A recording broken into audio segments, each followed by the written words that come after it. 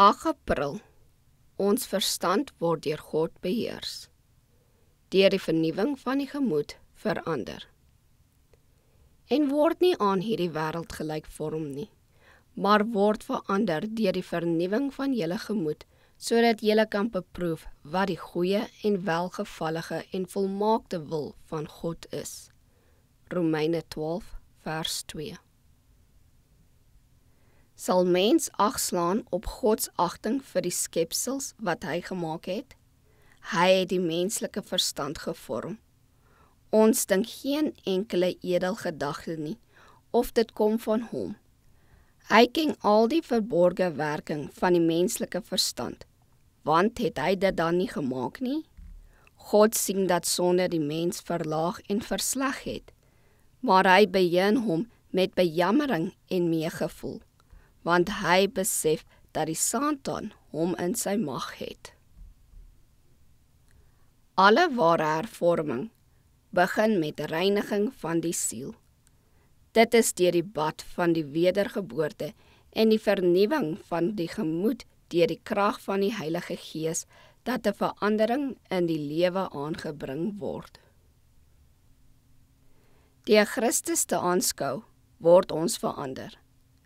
As die gedagtes gedurig met tydelike dinge besig is, neem hierdie dinge alles in beslag en dit raak die karakter, sodat die heerlikheid van God uit die oog verloor en vergeet word. Geleenthede wat binne hulle bereik is om met hemelse dinge vertrou te raak, word oor die hoof gesien. Die geestelike lewe sterf. Wees geheel en al van God afhanklik. Sodra hy anders optree, is dit tyd om hulp te roep. Staan op die plek stil en maak 'n verandering. Soek opreg en met sielshonger na God. Worstel met die hemelse magte totdat u die oorwinning behaal. Lê u hele wese in die hande van die Here, liggaam, siel en gees, en neem u voor om sy liefdevolle, toegewyde verteenwoordiger te wees. Deur sy wil beweeg onder beheer van sy gesindheid, deur sy gees besiel. Dan sal u hemelse dinge duidelik verstaan.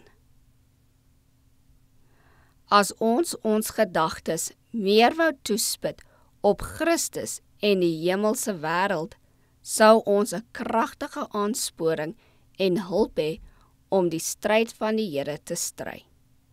Hoogmoed en liefde vir die wêreld sal hulle krag verloor, waar ons die heerlikheid van daardie beter wêreld bedink, wat so spoedig ons tuiste sal wees.